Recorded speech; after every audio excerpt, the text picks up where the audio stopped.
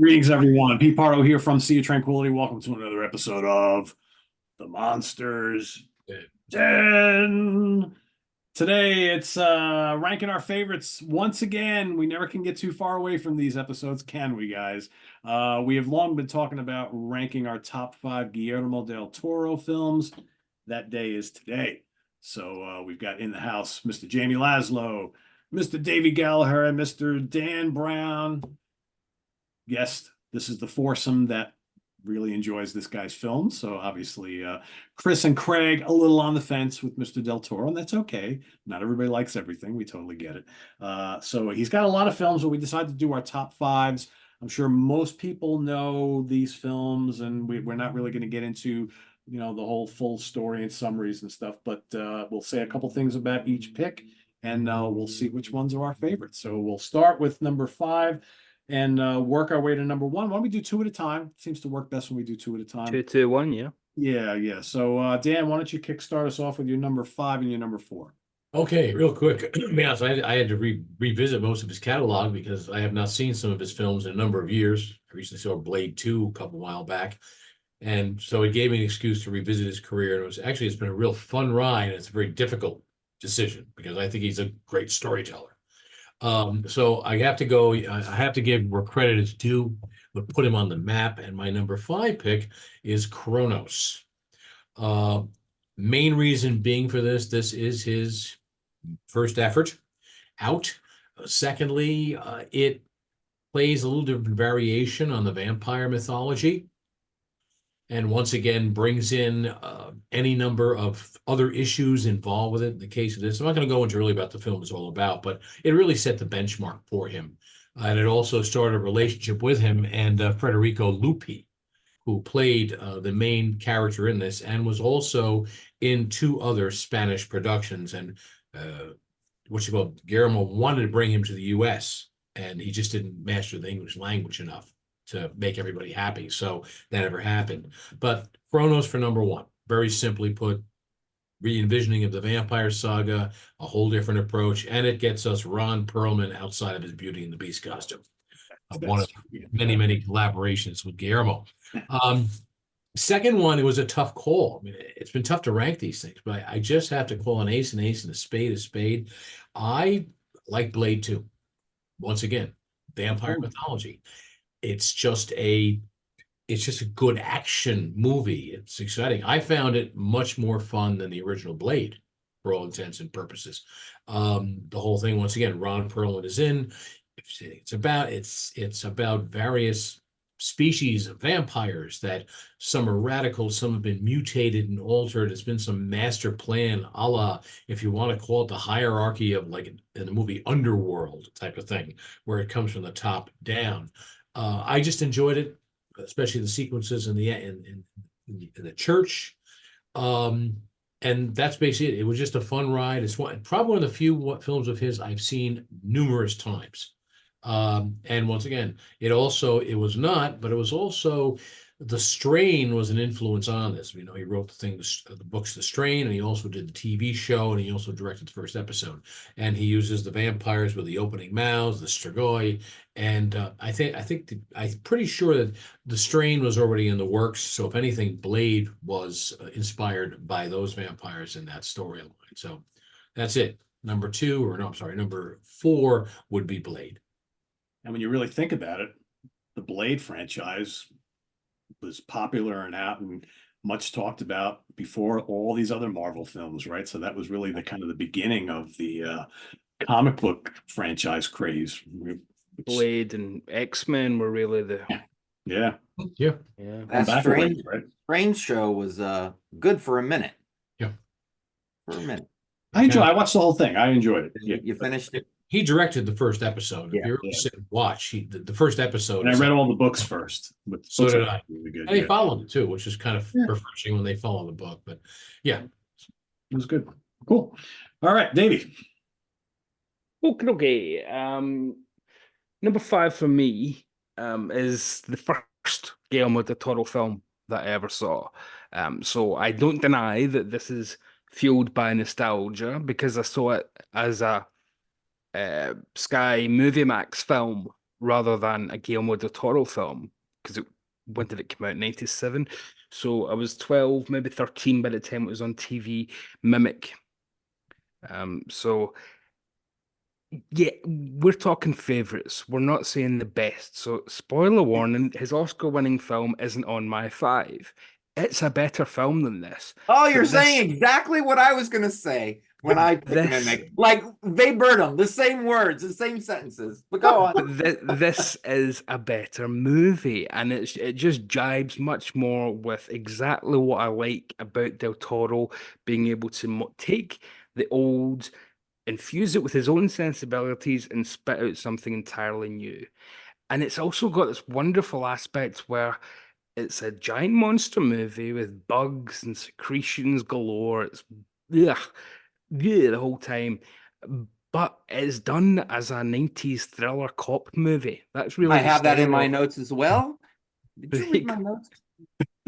I'm sorry if you will leave the house for 10 minutes, I will come in.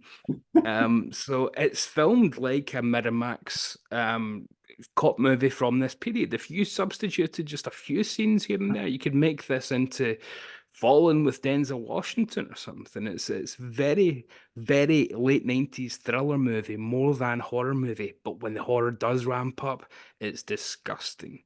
Because I think it appreciates that we've done all the gore, we've done this, we've done that. So what it does is just goes down the well with the icky stuff more than the outright horrific. But it also follows through on something Del Toro often does, which is it kills children. Nobody's safe in his films. It kills Get children. killed more than once. Yes, including the two kids that seem to be. She implies they're drug dealers. But yeah, I mean, it's got Mira Sorvino in it, who I think is one of the best actress of her era and was shamefully put down by the Weinstein regime. She was blackballed from Hollywood for ages. And Jeremy Northam, who should have gone on to be a big star. I love a movie that he was in called Cypher from the early 2000s by Vincenzo Natali.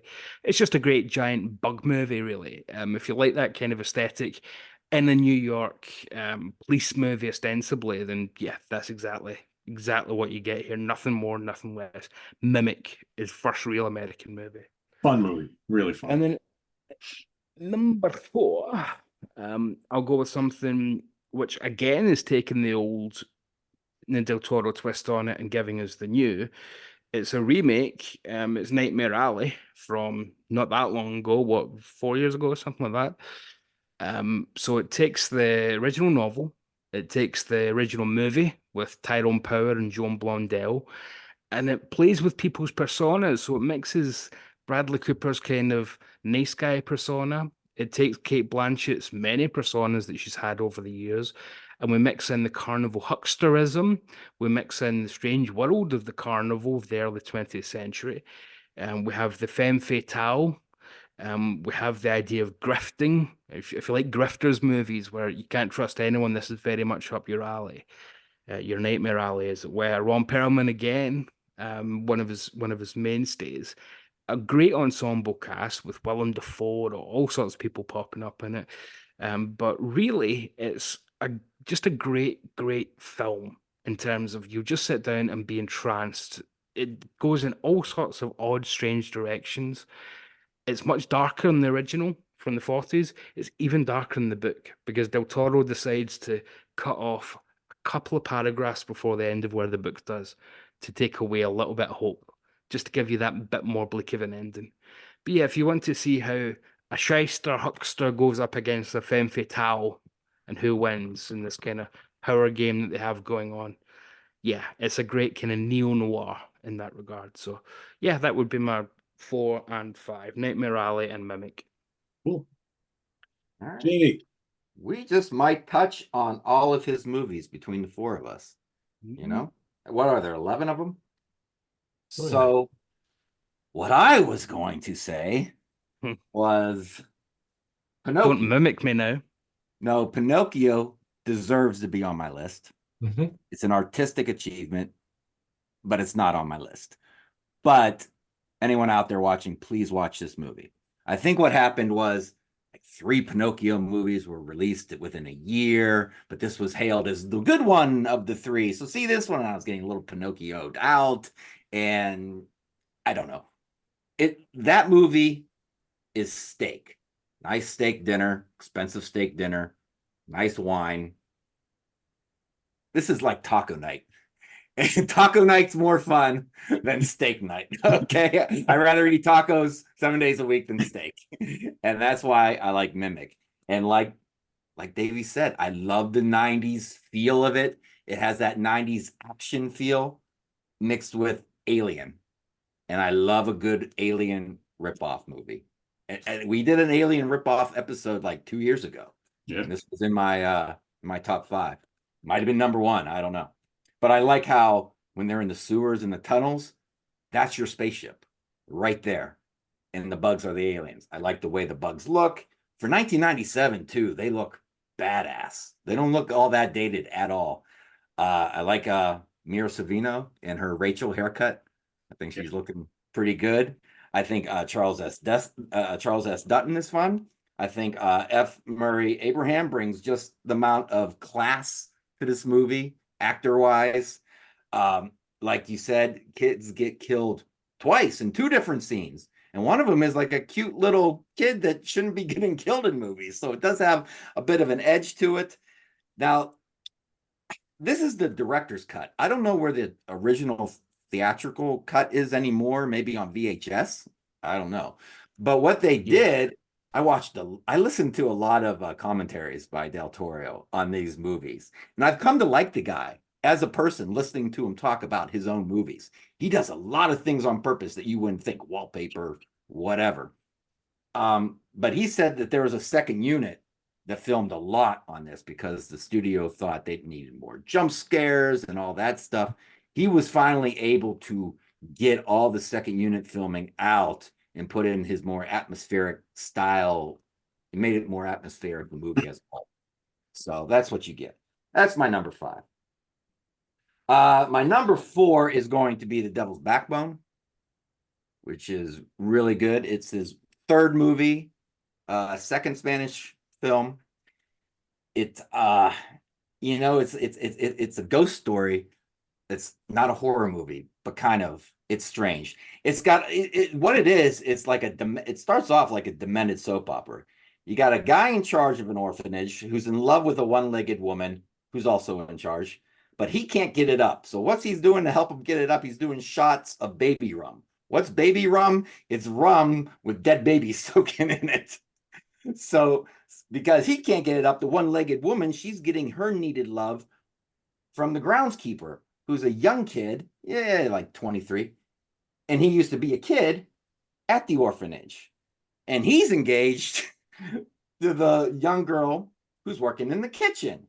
And he's a really big asshole. And while all this is going on, the Spanish Civil War is going on, and the whole place is haunted by a little kid. And it's a lot of movie in kind of a small little movie. And, in the hands of Del Toro, you're all right. A lot of people could have fumbled the ball on this type of movie. There's great scenes in it. Like when a car blows up. And on my big screen, a piece of the car came right towards the screen. And I blinked and jumped, almost like it was 3D. But there's smaller, simpler scenes. Like when the young girl opens the door to the big field. And she's in like a barn or something. And she opens, it almost reminds me of the Wizard of Oz going into color moment. There's a scene where the old man's waiting for the asshole groundskeeper to come back, and he's standing at the window with a gun, I believe. Just beautiful shots that you kind of remember, and they last for like 2 or 3 seconds. And I think, I like Kronos, but I think this is leaps and bounds better storytelling wise. He's really come a long way from that movie. And a lot of people would love to have a movie this good, but for him, it's coming in 4th place. Cool. Yeah, it's a good one. It's a good one. All right, Mimic is so good. Fun. Just spoiler alert, Mimic is the one for me that I wanted so bad to include in my top five, and I was like, it was in, it was out, it was in, and it's out. Ultimately, it wound up probably in number six, but I think it's great. My number five is the first Hellboy. Nice. I think the Hellboy films, first two anyway, are really, really good. And this is how you do a really fun superhero movie. And I never read the Hellboy comics ever, but I was always aware of them. And man, you watch this movie, it's like you're opening and leafing through a comic book. It's witty. There's great dialogue. There's tons of action. The costumes are great. The special effects are great. You got a little love story going on. And Ron Perlman is just terrific in this role. This is like pretty much the role he was always meant to play. And he just looks the part. And I just love it. I love all the side characters in here. And it's just a fun, fun film. And yeah, I've always gone back. It's like, well, which one of the two do I like the best? Well, you'll find out in a little bit. But yeah, Hellboy is number five for me. Number four, I'm gonna go with one of his more beautiful films, and that's The Shape of Water. And you got this aquatic kind of creature who's very similar to the creature in this film. And he's kind of like the creature from the Black Lagoon a little bit, except he's not a menacing killing machine. And you have this love affair with this woman who really takes pity on him and then tries to save him. And it, again, great cast, great soundtrack, great special effects, great dialogue, and just like the whole end of the last like half hour of the movie, you just like it's just so emotionally like uplifting, and it's one of those movies. Maybe a different kind of film for him, but I think it really worked. And this is one of the rare films. He's got a lot of movies that kind of strike a chord with a different type of audience, and I think this was really important because this drew in that crowd that likes a good drama, that likes a good romance, but there's like this creature in it as well, right? But yeah, really good, clever, fun movie, and well acted, great dialogue. I really like it a lot. It deserves, to me, it deserves all the kind of kudos that it got. It's really good. So anyway, back to Dan. Okay. Yeah, I I have to mention Mimic anyhow also because I enjoy Mimic.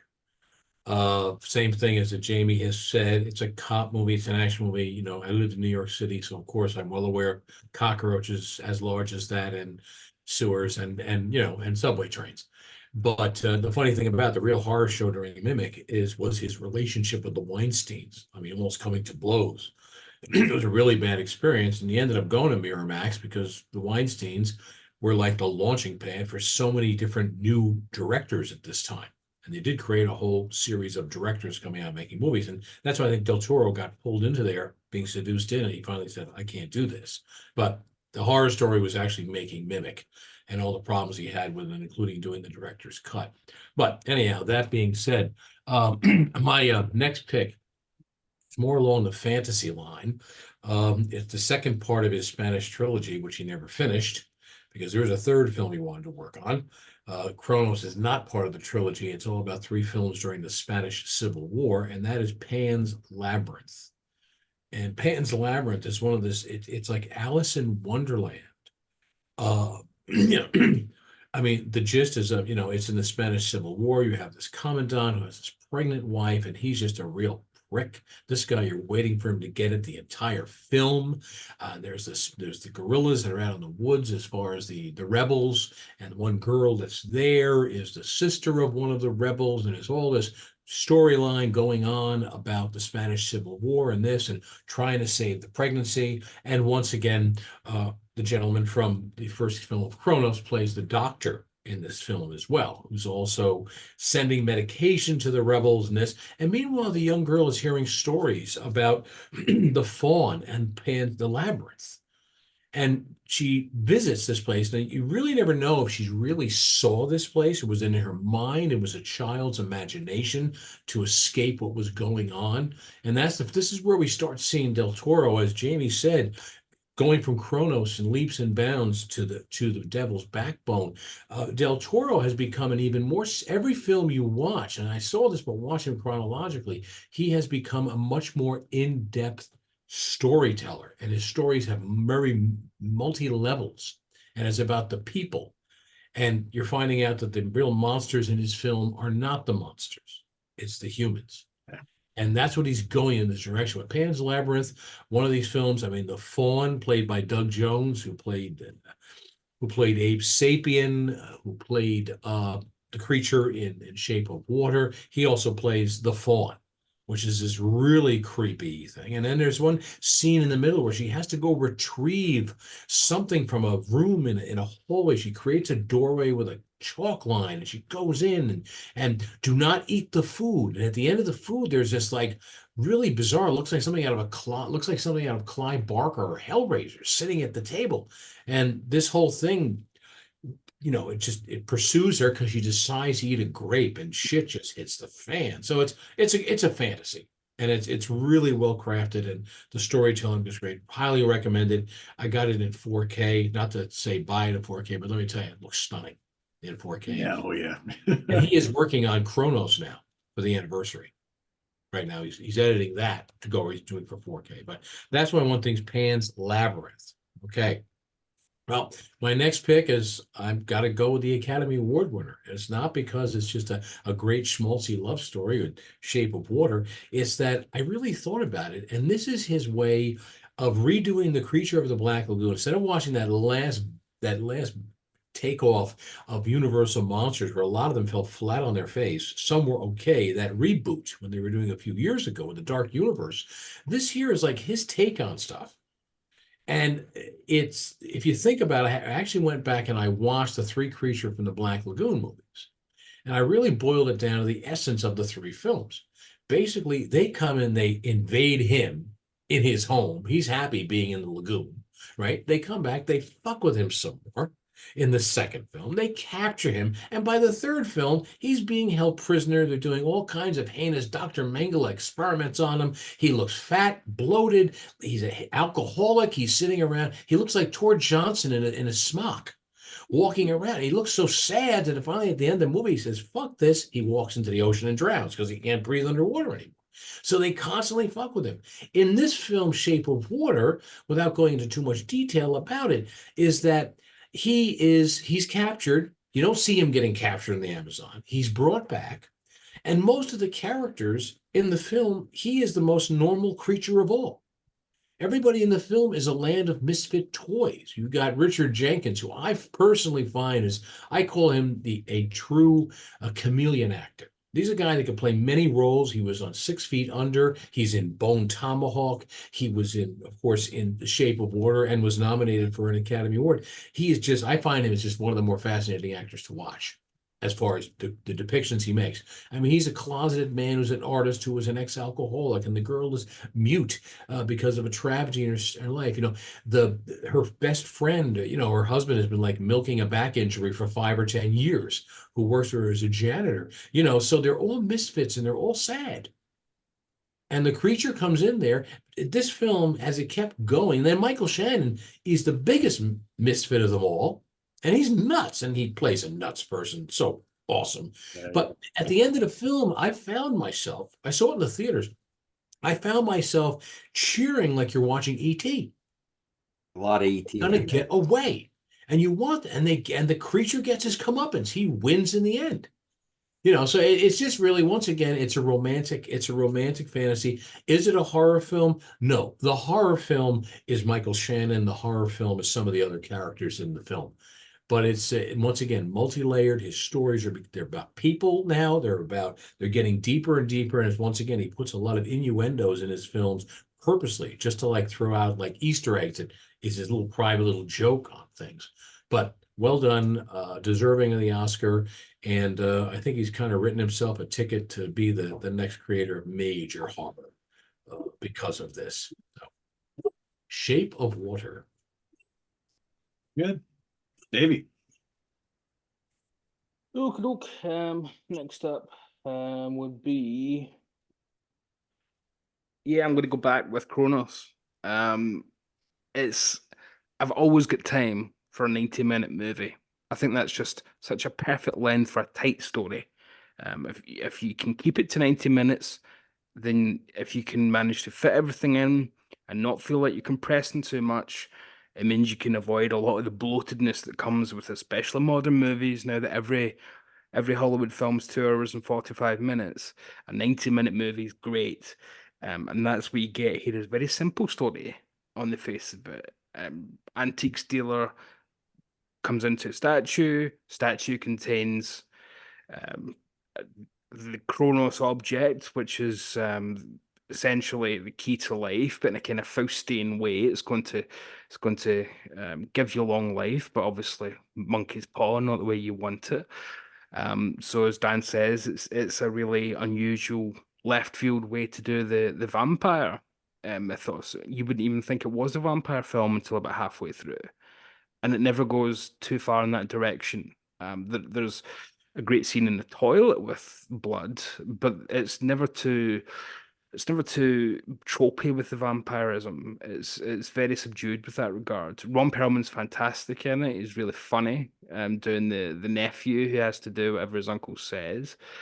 I think he's terrific in it. He had that strange period where he was doing a lot of world cinema because he was working in France as well with Jean-Pierre Jeunet on Children.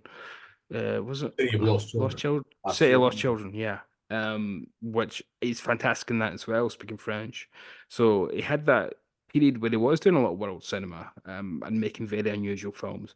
And actually, I think Genet inspired quite a lot of Del Toro's work. I think there's quite a path from Terry Gilliam, Jean-Pierre Genet. I think if you add those two together to his own sensibilities, you can kind of get a DNA for Del Toro's movies. So if people don't know Jean-Pierre Jeunet's French films or Terry Gilliam's early work, especially I think Jabberwocky and Time Bandits, if you like Del Toro, I think you'll love those films. But yeah, Kronos would be my pick here. The central performance from Federico Lupi is phenomenal. The way he just is able to seem like an older man. It looks like Geppetto, funnily enough, given the Pinocchio talk. Um, and then just by shaving the moustache, he's able to bring a twinkle and seem 20 years younger without doing anything more than shaving his mustache. It's quite a remarkable bit of acting from him. So yeah, highly recommended. Tight little film, which shows you exactly where he's going to go. It's got a lot of the jigsaw pieces that will form his career are already present as early as this.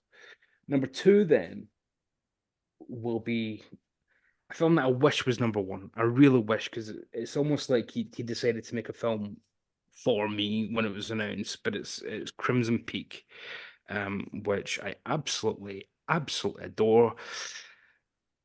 Just misses a couple of beats. First of all, this edition from Arrow is absolutely gorgeous. They did a big box set for it. But it's essentially his take on Hammer, his take on the Gothic, his take on a little bit of Bava. But it's very, very Hammer inspired to the point that Mia Wachowski's character is called Cushing. So, I think we see what he's doing there. But it's also a little bit of I think what the Dark Shadows movie should have been is what this is, where we have a young girl taken out of her element. She's already seeing ghosts and taken to this house in England called Crimson Peak, and it's a ghost story. It's supernatural kind of she's seeing visions of things, but we don't know if that's in her mind. That's also a kind of trope that Del Toro likes to explore a lot. But it's probably his best looking movie as well, with stunning vistas of salt fields, with when blood goes across it, so you get that red on top of salt, which was completely ripped off by The Last Jedi when they did their salt field thing. Del Toro did it here first. Tom Hiddleston gives I think he's the reason why I just can't give it that top tier. I think he gives an earnest performance, but he never quite convinces me that he is one way or the other. A really good guy corrupted by his sister, who's played by what's her name? The red-headed actress that everybody what's her name again? Come Jessica on, guys. Chastain. Jessica Chastain. Yeah. She's great. She's bringing her game. Mia Wachowski's bringing her game. Tom Hiddleston, unfortunately, like something like Skull Island, I think just doesn't have that leading man quality. He doesn't have quite the charisma that for some reason he can turn on when he plays Loki. But here he's just letting the side down a little bit. It doesn't have the commanding performance where you could believe that she'd fall for this guy, apart from just the fundamental, it looks like Tom Hiddleston thing. He's not got the charisma that you think she would give up everything for. And at the same time, I'm not quite convinced his sister would have total. He would have total fealty to his sister. His performance is just lacking a little bit. It's the only thing that lets the film down for me because the set design is lush. The film looks phenomenal. Everything about it is absolutely breathtaking. Some of the ghost visions that she sees in her sleep is very Del Toro-esque because it pays off that they're not malevolent ghosts, they're benevolent, and again, the humans are the ones that we should be fearing all along. But yeah, it's essentially if you want to see a modern take on how to do old school Hammer, Gothic, Bava, early Bava certainly, then Crimson Peak would be absolutely top of the list for you to check out from the last 15, 20 years. Yeah, Jim Beaver, who plays her father, I liked him in that as well. Who was also in Deadwood. He was on Supernatural, and playing the father who gets kind of mangled in the men's room, as we'll call it that. But it was I really enjoyed it. It is one of his luscious films, lush. And the only thing that threw me on that film was when you walked in, it's like, okay, I know they're not really, they have money, a little bit of money. He's building this machine, but the sky, fix the roof. Because the minute you walk in the house, you say, this is damp and clammy, and there's going to be snow on the ground. And it's like, how can you stay warm? So Well, that that's an old Gothic trope, though, isn't it? Of decay itself informing the house, informing the location. You know. but it's another one. It was hard to pick anything by Del Toro. Everything somewhere along, everything has a good nuance to it. To say like this separates it from the average film being made. And all this Has film. he done any clunkers? Would anybody say any of these are total clunkers? Nope. I mean, Some I like something more like than others, but yeah, but there's none of them are I mean, enjoyable. Blade 2 was never in the running, but I don't think it's a clunker. I'm not a big fan. Pacific Rim, it's not a clunker. I don't love it. I wish I did. It's a kids movie. It's a fun '60s big robot movie. Giant robot movie. That's why when I watch Pacific Rim, it's like I've never Oh been yeah, big. forgot about that one. I've never been a big robot guy. I just kind of prefer robot jocks. Yeah. And that turnaround, it's like it was like it was fun. It was just enjoyable. Ron Perlman once again over the top as an organ dealer. Charlie, what's his name, hunted from.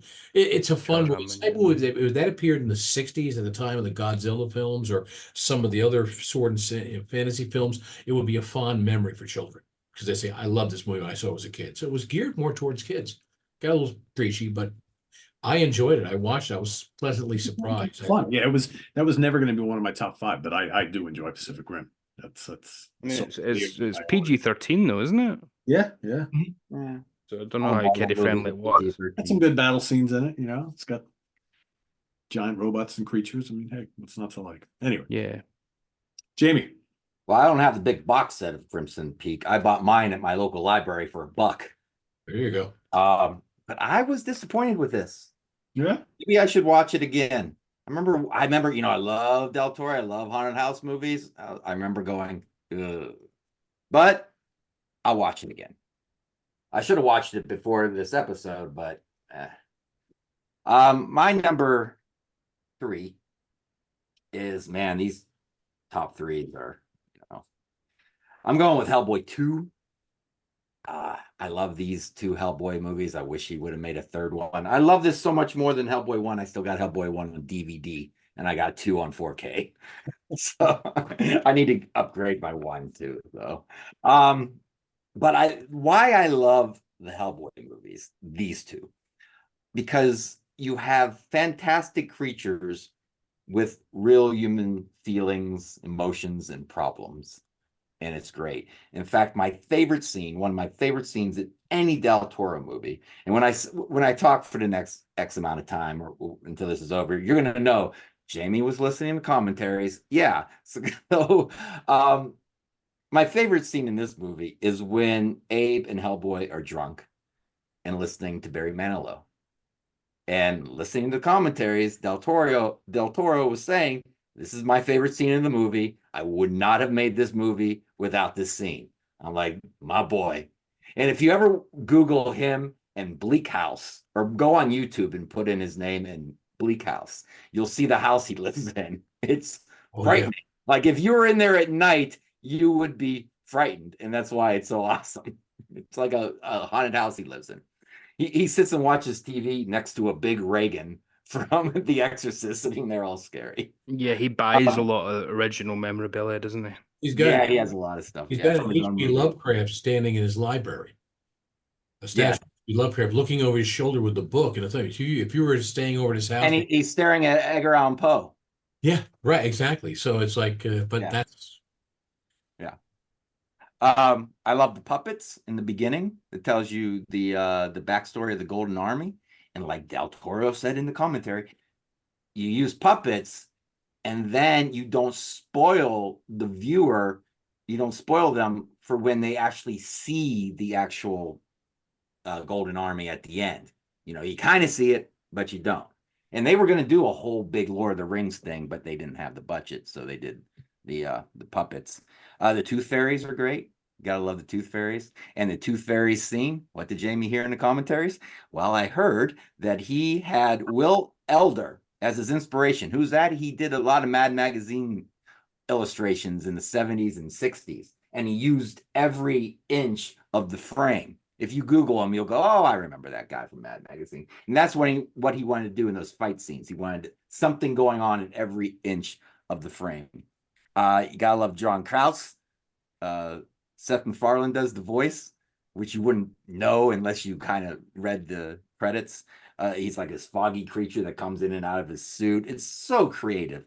This is another thing I learned. The 7-foot wink monster that has the fist that comes out and then the chains back in, 98% real. Very little CGI on that guy. I thought he was all CGI. He's not. That's a suit. It's a 7-foot guy in there. The Angel of Death is so cool looking at the end. You know, when this movie was over at the theater, I walked out with the biggest grin on my face, and I could not wait to see it again. It's that kind of movie.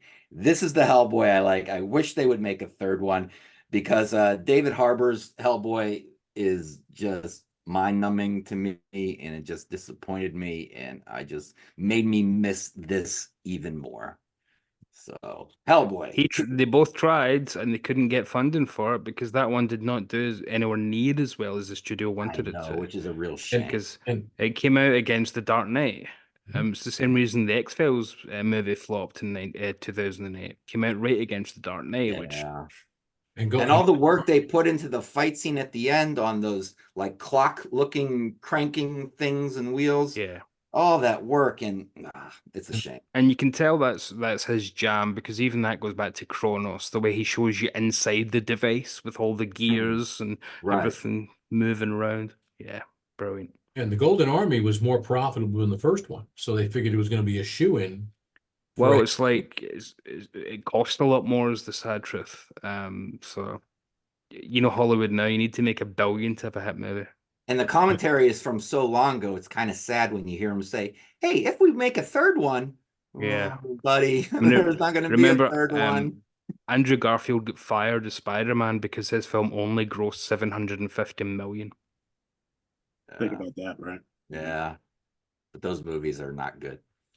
No, but you know, they don't care if they're good, just if they make $1 billion. I know. Geeks in the seats. I'm going with Shape of Water next. I just watched it recently. I told my wife and my mom, I said, "Look, I got to watch Shape of Water again. Do you guys want to watch it?" I told my mom, said, "What's it about?" I said, a woman falls in love with a fish man, Mom." Told. I put it in when it was over. That was really good. See? But sometimes I get jealous of Del Toro, because if I could write well, I would want to write modern fairy tales. And this guy is able to do it. And I sit there and go, "Oh, why can't I do this? I want to do this so bad." And you can tell he's a big Disney fan. because he takes the feel of Disney movies and the idea of the fairy tale, and it makes them adult. And I'm not talking about that Hansel and Gretel movie that came out a few years ago with Jeremy Renner, where it's adult because it's violent and it's got a lot of action. I mean, adult themes and adult feelings. Yeah, there's nudity. Yeah, there's some gross things, but you can just tell it's adult, but it has a childlike magic about it at the same time. And he does it so well. And you guys mentioned Creature of Black Lagoon and E.T. It's also a lot of Beauty and the Beast going on here. Mhm. So, and I always love Michael Shannon when he plays a villain, and he just hams it up in this movie so well. And his fingers getting black, and as they get blacker, his his life becomes shittier in the movie. And Sally Hawkins has to act basically because she's a mute with just facial expressions, and she does a bang up job, especially when she tells Michael Shannon, fuck you. And she does it through her fingers, but she's doing it through her eyes even more, and he knows it. That's why he gets mad. Doug Jones is really good as the creature and all that makeup and everything he had to be in. But the dialogue will choke you up, and it doesn't build up to the end where you're choking up at the end. It'll choke you up in the middle. Mhm. So now you're like being choked up in the middle. You're on the edge of your seat with suspense, and you're hating Michael Shannon, and you have all these feelings in you, and it just gives you this roller coaster of a ride throughout the movie. And who doesn't like a roller coaster? So yeah, and the score is beautiful. It sometimes it's kind of constant, but it's not in your face. Christopher Nolan, it's not in your face, and like it fades in and fades out when it needs to, and it does a really good job. And like I said, if you ask someone you want to see a movie about a woman fucking a fish guy, they're gonna say no. But if they watch it with the actors, the script, and the directing, they're going to be all in 100%, and they're going to go, how the hell did he suck me into that idea? So yeah, I will say that the dance scene could have ruined this movie for a lot of people. He kept that. She sings at the table a little bit, she comes back to the table, the dance scene in the middle, 1 minute long. That's it. It doesn't lose the audience. It lasts for 1 minute, and there's no commentaries on there. But what's so funny is it's the last movie I watched, and I watched the commentaries on all the other ones. I knew what he was thinking by the time I watched this, and I could hear his voice telling me what he was doing. Like at the end when she loses her shoe, I could hear him saying, yes, she's shedding off her humanity and becoming a fish person. Yeah, okay, I get it, Del. You don't have to tell me anymore. I'm all in. So that's my two. And I remember What left? the dance scene did get a lot of hate at the time, and that was kind of surprising it won the Oscar because it was one of those films that had people turning against it because it became popular in the way that people like to do something. They love something, then it becomes popular, so they have to go against it again. Comes full circle. And the dance scene was always cited as that. But to me, it's very much it's that scene from Spiral Staircase where she looks in the mirror and sees what life could be like if she had a voice, if she had her ideal world. It's very Right. much like that. And she's watching all those Um, old movies all the time. she's So watching Busby Berkeley right where movies, she yeah. went. Right. So it makes complete sense. But yeah, out of context, any one of those scenes in that film would be ridiculous. But the fact that it isn't just shows you how wonderful a storyteller he is. Yeah. Mhm. Sure. My number three is Hellboy 2. Everything that Jamie said, this is loads of fun. I also saw this in the theaters when it came out, and I absolutely loved it. What's not to love? Slobber knocker action, one great creature after another. I love the practical effects in here. It's all so well done. Again, you got that the kind of the love story between Perlman's Hellboy and Selma Blair's character. All the side characters. The whole finale scene is great up on the top of the buildings. It's just a great, fun superhero fantasy flick. I absolutely love it with horror elements, right? Because the Hellboy films do have the horror elements. So yeah, that's my number three. And then number two is going to be Devil's Backbone. Hauntingly beautiful movie. Uh, Yeah. Is it a drama? Is it a horror movie? Is it a ghost story? Is it a tale of growing up? Is it a tale of all the evil that men do? I think it's kind of like a little bit of everything. And I had never seen this film until a couple of years ago. And I was like, wow, where's the, because nobody really talks about that because this was one of his early movies. But man, it's such a hidden gem in his filmography. And I think for folks watching, if you haven't gone back to watch Devil's Backbone and Chronos, you really need to, because this, I think, was very, very influential to a lot of movies that have been made in its wake having to do with children and ghosts and things like that. Really, really well done. And the acting is absolutely impeccable. And this movie, the atmosphere in this movie is so chilling and so well done. So yeah, that's my number two. I even thought about putting it number one, but my number one's kind of special to me. So Dan, you're number one. All right, my number one. Well, something David had mentioned earlier. I saw, when it's Nightmare Alley, and when Nightmare Alley first came out, and I in the in theaters, Daryl Zanuck hated it.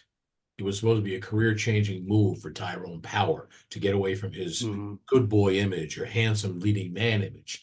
When Daryl Zanuck was against it, they mishandled it over the years. I somehow caught it on television in the early 70s on like 9 o'clock on one of the local channels. It's like it was in syndication, and it made an impact on me because it was dark. It was noir. It was dark. And I know the story is much grimmer and much than they depicted it. And so all of a sudden in 2005, it came out on DVD after like being ignored for 35 years. And they brought out a noir series. People started rediscovering it, eventually leading it to becoming on Criterion in its own standalone, and then of course paving the way for Guillermo del Toro to do his own, not even a re-envisioning, just not even a remake, a re-envisioning of it, a darker vision. And as a opposite from A Shape of Water, where everybody is like a sad, lonely misfit toy, there is nobody in this film with any redeeming qualities. They're all evil shits. I mean, in the 47 version, they made there, if anybody's familiar, I think David was talking about, it's about hucksters and shysters. There's a character who's a very wealthy man who is going to pay oodles of money to see his dead fiance. And the situation in the earlier film, he comes off as a victim, okay? But during the film, as it unwinds with Del Toro, you're seeing this guy's a real scumbag. I mean, he's just a prick like everybody else. Even the girl who's supposedly like the romantic interest, the young girl he falls in love with, okay, she is in on the grift. They're all grifters. They're all shysters. They're taking a piece. And that's what made it. There's no redeeming qualities. This comes out, not even go neo-noir. I'm going to call this a nightmare noir because everything is at night, to the best of my knowledge. It's always raining or it's snowing. It is dark. It is cold. It's oppressive. And Bradley Cooper, I mean, something if anybody's never seen it, I'm not going to give anything away, but his ending line in that film is just so perfect that he's basically a slimy slug. And I'm not going to give away it, but set wise, he went for the full noir look, the shades. He didn't go fully with it, but this has this claustrophobic feel. And Kate Blanchett, right? Is it Kate Blanchett who plays the psychiatrist? I Yep. mean, makeup. She looks like an evil, like weasel. She looks like a weasel. She just depicts, and she's as cruel and cold as the next. So I thought it was like a real masterwork. He has really so many levels in this film that I think we were talking. Craig had put a question. I'll just throw this out there. When he said he's been about making Frankenstein. Possibly he's working on I think he's scouting locations for him. He's not really signed on yet, I think. But anyhow, after watching Shape of Water and asking how he gets into the psyche of people and the pathos of characters, I think he will probably be able to pull off a Frankenstein that'll be the closest ever to the book or novelization of the monster itself. That's a creature with feelings who, in my opinion, the only actor who's ever brought it that close was Rory Kinnear in Penny. Frankenstein, yeah. Dreadful. And and he had this pathetically sad creature, and that's what So if anybody can handle it, I think they're realizing maybe he could. You're introducing people to monster films on a more mature level, on a much deeper level. It's not just the big bug that comes from outer space, or the ants, or the creature they get fucked with for 3 movies and just throw them back in the ocean, that type of stuff. So, but Nightmare Alley, highly recommended. I wanted to see it during COVID. That was my big coming out of the movies, to go to the movies again. Never got a chance to, and then you guys said, well, we're going to do a Del Toro show. It's like, well, this is the time to watch. And I enjoyed it. And I've enjoyed every film that we've seen, that we talked about tonight, in one way, shape, or form. So That's another one I was disappointed in. I need Really? to rewatch it. I thought it was beautiful though. Beautiful. The big windows and the snow outside. but he's just so grim. There's nothing happy about it. Maybe that's why. Maybe I was Yeah. enjoying the depression, but it just was nothing. They're not redeeming. They're horrible people. All right, Davey, you're number one. Okay. I mean, on Frankenstein, I don't know if that he's so esoteric that if the studio give him too much money and it doesn't make enough, it'll just be another dark universe. It'll just all fall apart, even if it's a good film. And how many times have we heard that this is the beginning of a new Universal Monsters cycle? They've tried it with the Wolfman with Benicio del Toro, the other del Toro. They tried it with was it Dracula Beyond or whatever it was called, Untold, something like that. Yeah, but his origin. And then I Frankenstein, they were all supposed to kick off, and then we actually got the Mummy with Tom Cruise officially Will this doing a really dark kick universe. off something, or is it just a Del Toro movie by No, itself? it's supposed to I don't kick know off if his it's gonna whole kick a off. whole new wave of Universal horror. Oh, no, So I don't want that. Hey, just yeah, rotation. It's like Dawn of the Dead in '79, Dawn of the Dead 2006. You're gonna have an audience. can we not just see how one film does? Does everything need to have 10 sequels announced before the Then first now I one's wish even he wasn't involved. shot? Yeah. So number one, I'm just going to cheat, to be honest. I'm pulling a Pardo, and I'm just going to put in the Spanish Civil War cycle. So I'm going to have Pan's Labyrinth and The Devil's Backbone as my joint number one, Mhm. because I do think that above and beyond just being Spanish Civil War, there are so many thematic similarities between the two. So many. The journey of a child's innocence into the real world, the way that the war impacts people and how it corrupts absolutely everybody of a certain age and or destroys them if they're a decent person to begin with, literally in some cases, but for other people it's deformities and injuries and the bleakness as well. Both of these films, don't want to give away the endings because, especially being non-English speaking films, I think there's a chance that quite a few of the audience might not have seen these. But both of them have very dark endings, but in very different ways. One's an upbeat sort of darkness where it's more a melancholy darkness, and one's just dark, just downbeat as hell. Where no goodness is left in the world. It's a pure reflection of what the world that war can cause. Whereas one, and I won't say which is which, but one is more an individual take on um, death and innocence and isolation, because one's set in a much more, ooh, almost desert-like location, as if it was, you know, Tatooine or something. It feels like it's just out in the middle of nowhere. And then the other one is set as if it's fucking indoor, but they're both very similar in terms of what they put a young protagonist through. And as Jamie says, it's quite different approaches because this is a very ensemble cast feel to it throughout it, where there are storylines that weave in, duck in for a bit, and then come out again, do tie together. But ostensibly, it's a ghost story with a wonderful ghost. He also has a great use of ghosts in quite a lot of his films, where they're not here to do the traditional thing of either haunt people or just they need closure so they can move on to the next world. It's always more interesting than that, and so it proves to be in the Devil's Backbone. And in Pan's Labyrinth, the absolutely stunning designs of everything. I mean, the iconic monster of the pale man with the eyes and the hands, and the fawn, two Doug Jones characters. Doug Jones is such a perfect collaborator for the type of creatures that Del Toro designs. I'm glad that he's got a character like Saru on Star Trek Discovery, so people can kind of get to know him as an actor, not just a physical actor. But Doug Jones is perfect as at conveying with his body work and everything. He's almost mime-like more than actor-like in a lot of ways in those performances. And he makes characters complicated, but doesn't do that thing of saying, well, there might be some good in there. The stepfather, for example, in Pan's Labyrinth is pure evil, even though he's a complicated character still. Mhm. Even though he's one of the most disgusting characters in the history of cinema, if you really watch it. Um, and again, it's a response to fascism. It's the Spanish Civil War, so it's politically motivated, but again, it's never pushing any sort of overt agenda. It's really saying what's the actual effect of all this kind of thing on the most innocent people of all, which is children.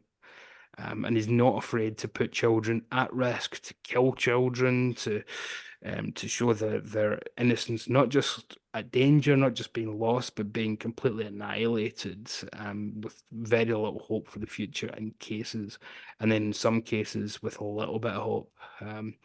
I just think these are two masterpieces. As Dan said, he talked about a trilogy of Spanish Civil War films. He's still only about 60 odds. He's got plenty of time to make that third one. So hey, I'm here for it. I'm sure we all are. So yeah, bring us number three, and we'll all be there. I'm sure. So Yeah, yeah, that the Devil's Backbone, Pan's Labyrinth.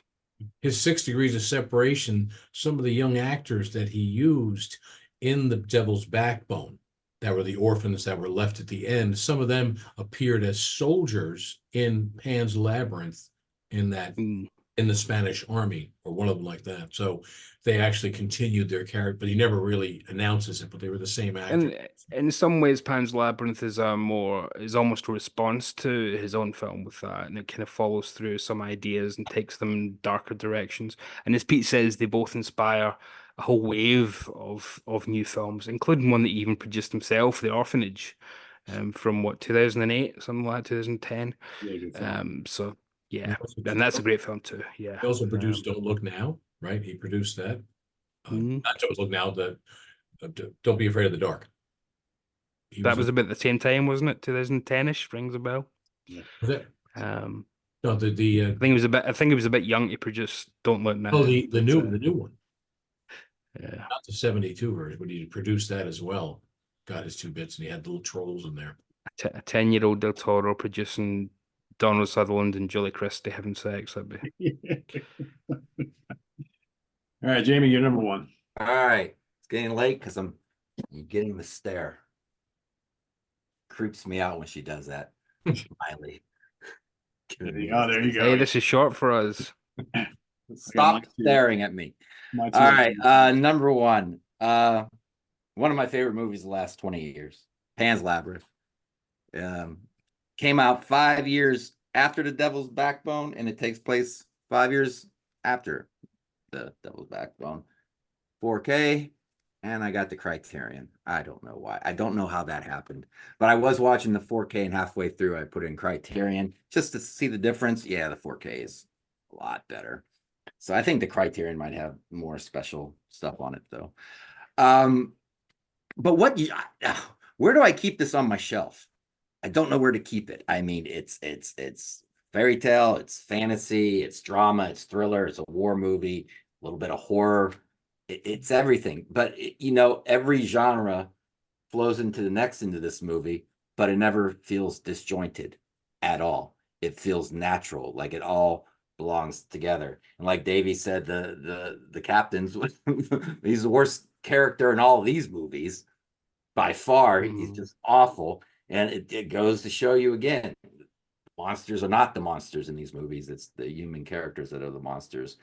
But this movie is just 100% magic to me. And what I think of first when I think of this movie is the pollen floating around, because it kind of symbolizes the magic that floats around in this movie. And my favorite scene is when Ophelia walks into the tree for the first time, and you Mm. see the light behind her with all the pollen. I don't know if they used that as a poster on some. Oh no, it's her walking into the tree, not coming into the tree.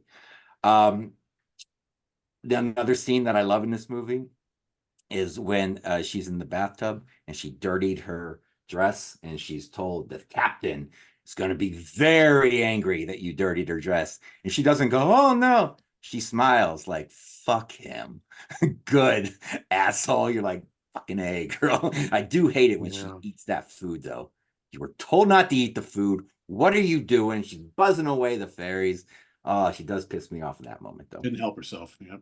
Right. But it does have Well, all the that's fantasy tropes. I mean, trope after trope. You got a princess, magic keys, quests, magic stones, magic trees, creatures, storybooks that write themselves, but it all feels fresh at the same time. It's like he took eggs and buttermilk and some flour, and he came up with something you never tasted before in your life. You know, but the same ingredients. So yeah, the fawn is one of the best looking creatures ever, I think. And yeah, and what's funny is, well, two things are funny. The needle scene when he's when the captain is needling his, sewing his mouth back together. Needles freak me out in movies. I can watch someone get beheaded, but when needles are involved, I turn my head. I don't know why.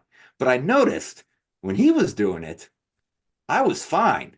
So it must be the character. If the character is neutral or I kind of like him, it bothers me. But when it's a prick like this, it didn't bother me at all. I kind of liked it. But I do remember seeing this in the theater. Kind of a funny short little story. And I'm sitting there and it's starting and it's about 10 minutes in, and the dude was there with like 3 little girls or something like that. And he was a little bit in front of me, and he got up and walked up the aisle, and he came to me and said, this isn't the movie about the little kids in the bridge, is it? I said, no, that's Bridge to Terabithia or whatever the hell it is. It's down the hall, man. But I can see how you got, because that came out in like early 2007 and this came out in December. And the posters kind of look fantasy wise. I can see how he could get screwed up. could have taken them to The Departed. That was out at the same time. Hey, Yeah, girls, enjoy your first Scorsese. yeah.